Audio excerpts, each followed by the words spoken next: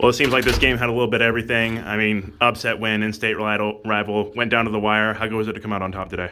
Good. I mean, East Carolina, NC State has been a classic battle since I can remember in baseball and football. It's just, I've been part of that rivalry for a lot of years, and I grew up in Eastern North Carolina, so I know how important football and baseball is to that school, and I know how important it is to NC State fans. And it's just a great series and great rivalry and a good rivalry, good clean rivalry, and both teams I thought played well and did a lot of good things today.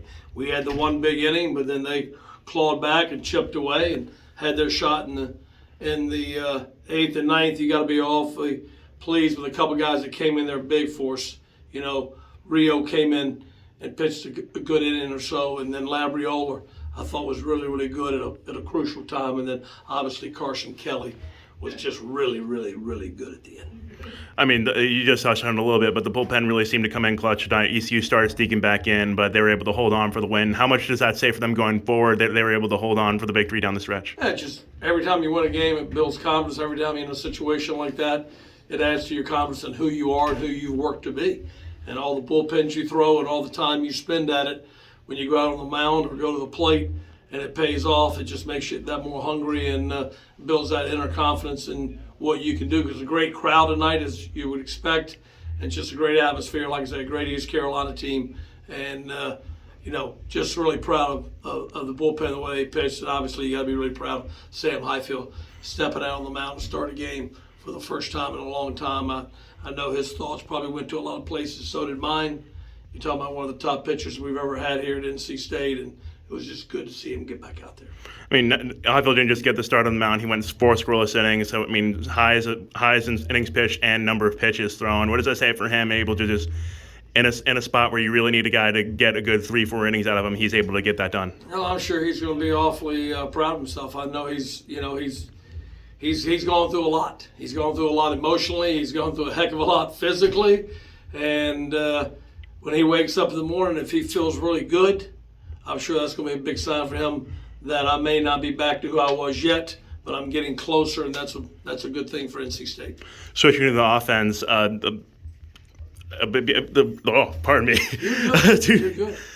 You saw some of the parts of the game that have been struggling lately. I mean, 2-striker coach, runners on base. Y'all really took great strides forward in producing there today. How pleased were you with that? Candelaria had a big game for us. Marcy had a big game tonight. He's been hot lately. So good to see Noah Souls. I said all year long, I didn't talk about a lot because you can't talk about what you don't have. You got to talk about what you do have. But missing Noah Souls and missing Candelaria for that time really was tough for our ball club. And Candelaria's worked so hard in the last few weeks to get his swing back after that rib injury, and I thought he looked really, really good tonight. And anyway, Souls had a couple big hits, and I thought it was kind of, whatever you want to call it, poetic or whatever, that he caught the ball in the game in right field. He hadn't been out there in a long time. Right, and then I think we touched on Sunday about Souls and just how he excels in a 2-striker approach. It seemed like a lot of guys were hitting their stride with that today. Do you think there's like a Noah Souls effect there where he was to rub that right off on other guys? That's the best question you asked all night. Of all the good questions, you ask a lot of good questions.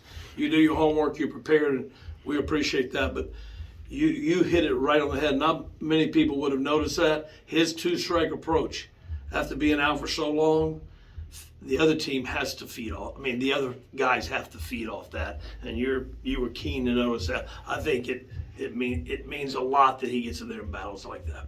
All right, I just had one more for you. Obviously, it's strikeout day last night. Always a meaningful game when you're done that 26 for Chris Combs. What does that say for these guys in this program, that the impact that's had? It says a lot, and we wore 26 all night. They wore 23 all night for Coach LeClaire, who's one of the legendary coaches in the state here, and what he did at East Carolina. And so it was kind of a cool night. A lot of people were here. That those two people mean a lot to the Combs family was here. Pat Clougherty, Andy Barquette, Stephen Wolf, a lot of his former teammates were here tonight. Terry Harvey was probably here. I didn't see him, and a lot of people, and so that was kind of cool. And Jonathan Diaz came back and Jonathan Diaz means a lot of this program. He's probably top shortstop ever played at NC State. I guess Trey Turner, a lot of people might say, but he's one of the best defensive shortstops and probably the best defensive shortstop I've ever had. Absolutely. Anything for you? All right. Thanks, Coach. Congrats.